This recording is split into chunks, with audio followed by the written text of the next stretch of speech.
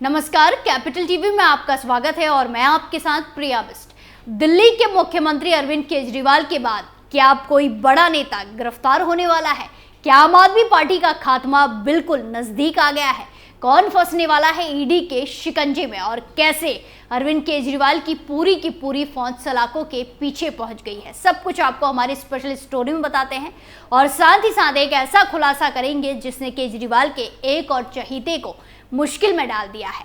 ED ने दिल्ली के मुख्यमंत्री अरविंद केजरीवाल को गिरफ्तार कर लिया है। केजरीवाल के बाद अब दिल्ली सरकार के स्वास्थ्य मंत्री सौरभ भारद्वाज भी जेल जा सकते हैं। दिल्ली हाई कोर्ट ने उन्हें इसे लेकर चेतावनी दी है। दिल्ली हाई कोर्ट ने सौरभ भारद्वाज को चेतावनी दी है कि उन्हें जेल भेजा जा सकता है। दरअसल दिल्ली में करीब 25,000 अवैध पैथोलॉजिकल लैब को लेकर एक जनहित याचिका दायर की गई थी और इन्हें बंद करने की मांग की गई थी और नियम बनाने की मांग की गई थी। इस पर भारद्वाज की तरफ से कोर्ट की बैसाखी लेकर दलील दी गई कि कोर्ट की कृपा से सरकार को विधेयक को अधिनियमित करने में मदद मिलेगी। कोर्ट ने कहा कि अगर इससे आम लोगों को फायदा होगा तो हमें आपको जेल भेजने में कोई झिझक नहीं होगी। दिल्ली हाई कोर्ट में कार्यवाहक मुख्य न्यायाधीश मनमोहन और न्यायमूर्ति मनमीत प्रीतम सिंह अरोड़ा की खंडपीठ ने मंत्री सौरभ भारद्वाज को स्वास्थ्य सचिव या केंद्र सरकार के साथ विवादों में अदालतों को मोहरे के रूप में इस्तेमाल करने के खिलाफ आगाह किया। अदालत ने टिप्पणी की कि मंत्री और सचिव एक वर्चस्व स्थापित करने की कोशिश कर रहे थे, लेकिन अगर उसके आदेशों की अवहेलना जारी रही तो अदालत उनके आचरण को बर्दाश्त नहीं करेगी। कोर्ट ने चेतावनी दी, ऐसा मत करो नहीं तो तुम दोनों जेल चले जाओगे। अगर इससे आम आदमी पार्टी को फायदा होता है तो हमें आप दोनों को जेल भेजने में कोई हिचकिचाहट नहीं होगी। एसीजे मनमोहन ने भारद्वाज को चेतावनी देते हुए कहा कि सचिव और मंत्री के बीच विवाद में कोर्ट को मोहरे की तरह इस्तेमाल नहीं किया जा सकता। पीठ ने मंत्री और सचिव से कहा कि वो एक साथ बैठे और याचिकाकर्ता और न्यायालय द्वारा उठाई गई चिंताओं को दूर करने का तरीका खोजे। मामले की सुनवाई 4 अप्रैल को होगी। भारद्वाज की दलील थी कि कोर्ट की कृपा से सरकार को विधेयक को अधिनियमित करने में मदद मिलेगी। इस पर कोर्ट नाराज हो गया और कहा, आपको लगता है कि हम इस खेल में एक मोहरा हैं और आप इसे रणनीति के तौर पर इस्तेमाल करेंगे। हम किसी के प्यादे नहीं हैं। इस गलतफहमी को दूर करो कि तुम अदालत की प्रक्रिया का उपयोग करोगे। याचिकाकर्ता ने अदालत के समक्ष तर्क दिया था कि शहर में पैथोलॉजिकल लैब अनियमित है और नागरिकों के जीवन के लिए खतरा है। पीठ ने सामाजिक कार्यकर्ता बेजोन कुमार मिश्रा द्वारा दायर एक जनहित याचिका PIL पर सुनवाई करते हुए कड़ी चेतावनी जारी की, जिसमें राष्ट्र राजधानी में अयोग्य प्रयोगशाला तकनीशियनों द्वारा संचालित सभी अनधिकृत पैथोलॉजिकल और डायग्नोस्टिक प्रयोगशालाओं को बंद करने की मांग की गई है। कोर्ट बेजोन कुमार मिश्रा की 2018 की याचिका पर सुनवाई कर रहा था। इस याचिका में कहा गया कि किस तरह की अवैध लैब दिल्ली NCT और उसके आसपास लगातार बढ़ती जा रही हैं और ये आसानी से अनुमान लगाया जा सकता है कि ऐसे अवैध पैथोलॉजिकल और डायग्नोस्टिक लैब की कुल संख्या 20,000 से 25,000 के बीच हो सकती है और राजधानी की हर सड़क पर ऐसी अवैध पैथोलॉजिकल लैब हैं। अधिवक्ता शशांक देव सुधी ने कहा कि राष्ट्र राजधानी में अनधिकृत प्रयोगशालाओं और डायग्नोस्टिक केंद्र अयोग्य तकनीशियनों के साथ काम कर रहे थे और मरीजों को गलत रिपोर्ट दे रहे थे। इस पर मंत्री ने कहा कि दिल्ली स्वास्थ्य विधेयक को मई 2022 में ही अंतिम रूप दे दिया था। कोर्ट ने पूछा कि इसे अभी तक मंजूरी के लिए केंद्र के पास क्यों नहीं भेजा गया। कोर्ट ने कहा कि अगर इसमें समय लगेगा तो दिल्ली सरकार को केंद्र सरकार के कानून, क्लिनिक, प्रतिष्ठानों, पंजीकरण और विनियमन अधिनियम 2010 को लागू करने पर विचार करना चाहिए। आम आदमी पार्टी के सत्ता में आने के बाद से अब तक अरविंद केजरीवाल सहित पार्टी के 15 नेताओं को गिरफ्तार किया जा चुका है। आम आदमी पार्टी के अब तक 6 मंत्रियों को गिरफ्तार किया गया है। इसमें से 2 मंत्रियों को प्रवर्तन निदेशालय ने मनी लॉन्ड्रिंग के केस में गिरफ्तार किया और 2 मंत्रियों को रिश्वत के मामले में पकड़ा गया, जबकि 1 मंत्री को फर्जी डिग्री के मामले में अरेस्ट किया गया था। इसके अलावा आम आदमी पार्टी के कई विधायक भी अलग अलग मामलों में जेल भेजे गए या उनकी गिरफ्तारी हुई। दिल्ली कैबिनेट के 6 मंत्रियों में से 2 अभी जेल में हैं। भ्रष्टाचार के खिलाफ संघर्ष से अपना सार्वजनिक जीवन शुरू करने वाले इंडिया अगेंस्ट करप्शन के संयोजक रहे मुख्यमंत्री अरविंद केजरीवाल 21 मार्च 2024 को भ्रष्टाचार के आरोप में ही गिरफ्तार किए गए। शराब घोटाले में अपनी सरकार के डिप्टी सीएम मनीष सिसोदिया की सीबीआई द्वारा गिरफ्तारी के 390 दिन बाद केजरीवाल को इसी घोटाले से जुड़े मनी लॉन्ड्रिंग मामले में ईडी ने गिरफ्तार किया। इससे पहले करीब 2 घंटे तक ईडी ने उनसे आवास पर तलाशी ली और उनका मोबाइल फोन जब्त कर पूछताछ की। अरविंद केजरीवाल गिरफ्तार होने वाले देश के पहले मुख्यमंत्री हैं। इससे पहले देश के किसी भी राज्य में ऐसा मौका नहीं आया जब मुख्यमंत्री के पद पर बैठे किसी राजनेता को गिरफ्तार किया गया हो। शराब घोटाला मामले में आम आदमी पार्टी के सांसद संजय सिंह को 4 अक्टूबर 2023 को गिरफ्तार कर लिया गया। ईडी ने लंबी पूछताछ के बाद संजय सिंह को गिरफ्तार किया।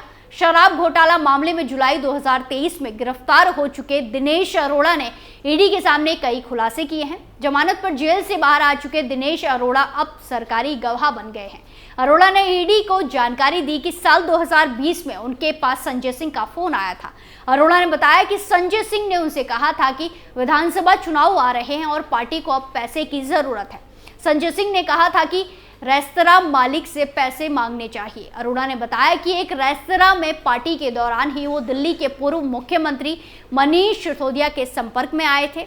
चार्जशीट के मुताबिक संजय सिंह के कहने पर दिनेश अरोड़ा ने कई रेस्तरां और बार के मालिकों से बात भी की थी। अरोड़ा ने बताया कि इस दौरान 82 लाख रुपए फंड के तौर पर इकट्ठा हुए थे, जिसे मनीष सिसोदिया को सौंप दिया गया था।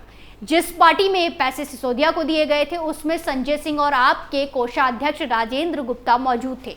दिल्ली के शिक्षा और आबकारी मंत्री रहे मनीष सिसोदिया को शराब घोटाले में सीबीआई ने 26 फरवरी 2023 को गिरफ्तार किया। सीबीआई ने कहा कि सिसोदिया ने शराब घोटाले में आपराधिक साजिश रची और सबूतों को मिटाने की भी कोशिश की। दिल्ली सरकार में मनीष सिसोदिया सबसे प्रभावशाली मंत्री थे। वहीं आपके नेता और उप मुख्यमंत्री मनीष सिसोदिया के पास 18 मंत्रालय थे। सत्येंद्र जैन की गिरफ्तारी के बाद उनके मंत्रालय भी सिसोदिया के पास ही थे। दरअसल मनीष सिसोदिया जिस मामले में जेल में बंद हैं, वो दिल्ली सरकार की नई शराब नीति से जुड़ा हुआ है। दिल्ली सरकार ने साल 2021 में नई एक्साइज पॉलिसी लागू की थी। केजरीवाल सरकार ने नई आबकारी नीति को लेकर दावा किया था कि इससे सरकार के राजस्व में बढ़ोतरी होगी और माफिया राज खत्म होगा। हालांकि नई शराब नीति आने के बाद इसका उल्टा हुआ। दिल्ली के तत्कालीन मुख्य सचिव ने जुलाई 2022 में दिल्ली के उपराज्यपाल को एक रिपोर्ट सौंपी, जिसमें राजस्व को नुकसान होने और शराब कारोबारियों को फायदा पहुंचे जाने का जिक्र था। दिल्ली सरकार के स्वास्थ्य मंत्री सत्येंद्र जैन को 30 मई 2022 को प्रवर्तन निदेशालय ने मनी लॉन्ड्रिंग केस में गिरफ्तार किया था। सत्येंद्र जैन के खिलाफ आय से अधिक संपत्ति के मामले में मुकदमा दर्ज है। आय से अधिक संपत्ति और मनी लॉन्ड्रिंग मामले में जैन, उनकी पत्नी पूनम और अन्य पर केस दर्ज किया गया। सत्येंद्र जैन पर आरोप है कि उन्होंने दिल्ली में कई शेल कंपनियां बनाई और खरीदी थी। कोलकाता के 3 हवाला ऑपरेटर्स से 54 शेल कंपनियों के जरिए 16.39 करोड़ रुपए का काला धन भी ट्रांसफर किया। ईडी जैन की 4.81 करोड़ की संपत्ति जब्त कर चुकी है। आम आदमी पार्टी के विधायक और दिल्ली वक्फ बोर्ड के अध्यक्ष अमानतुल्लाह खान को दिल्ली एंटी करप्शन ब्यूरो ने 16 सितंबर 2022 को दिल्ली वक्फ बोर्ड में भ्रष्टाचार के आरोप में गिरफ्तार किया था। दिल्ली सरकार की भ्रष्टाचार निरोधक शाखा ने आप विधायक के 6 से अधिक ठिकानों पर छापेमारी की थी। छापेमारी के दौरान एक पिस्टल, कई कारतूस और 24 लाख से अधिक नकद समेत कई आपत्तिजनक दस्तावेज मिले। अमानतुल्लाह खान के जामिया के गफूर नगर में रहने वाले सबसे करीबी हामिद अली खान से यहां से अवैध पिस्टल, कारतूस और 12 लाख रुपए बरामद हुए। एक अन्य जगह से भी 12 लाख रुपए नगद मिले। मार्च 2022 में पंजाब में आम आदमी पार्टी की सरकार बनी और 2 महीने बाद ही मुख्यमंत्री भगवंत मान ने स्वास्थ्य मंत्री डॉक्टर विजय सिंघला को अपनी कैबिनेट से हटा दिया। उन पर रिश्वत लेने के आरोप लगे, जिसके बाद उन्हें मंत्रिमंडल से बाहर का रास्ता दिखाया गया। इसके बाद पंजाब पुलिस की भ्रष्टाचार निरोधक शाखा ने 24 मई 2022 को उन्हें गिरफ्तार कर लिया। मुख्यमंत्री भगवंत मान के निर्देश पर डॉक्टर विजय के खिलाफ मामला दर्ज किया गया था। करीब 10 साल पहले विजय आम आदमी पार्टी में शामिल हुए थे। इस बार के पंजाब विधानसभा चुनाव में डॉक्टर विजय सिंघला ने मानसा से प्रसिद्ध गायक और कांग्रेस उम्मीदवार सिद्धू मूसेवाला को 60,000 से अधिक वोटों से हराया था। सिंघला की गिरफ्तारी के बाद भगवंत मान ने अपने को पाक, साफ और ईमानदार बताते हुए कहा कि मेरे ध्यान में एक केस आया। इस केस में मेरी सरकार का मंत्री शामिल था। एक ठेके में मेरी सरकार का मंत्री 1% कमीशन मांग रहा था। इस केस का सिर्फ मुझे पता था। इस केस को दबाया जा सकता था, लेकिन ऐसा करना पंजाब की जनता के साथ धोखा होता, इसीलिए तुरंत एक्शन लिया गया। ईडी ने 31 अगस्त 2020 को कहा कि उसकी टीम ने आम आदमी पार्टी आप के सस्पेंड नेता ताहिर हुसैन को इस साल फरवरी में हुए उत्तर पूर्वी दिल्ली हिंसा से संबंधित मनी लॉन्ड्रिंग मामले में गिरफ्तार किया है। ईडी के एक अधिकारी ने कहा कि एजेंसी ने prevention of money laundering act 2002 के प्रावधानों के तहत ताहिर हुसैन को गिरफ्तार किया है। यानी कुल मिलाकर अब केजरीवाल के चहीते सौरभ भारद्वाज को भी बड़ा झटका लग सकता है और वो भी जेल की सलाखों के पीछे जा सकते हैं। आपका क्या मानना है, कमेंट करके जरूर बताएं। स्पेशल स्टोरी में फिलहाल के लिए इतना ही। बाकी तमाम खबरों के लिए देखते रहिए कैपिटल टीवी। नमस्कार।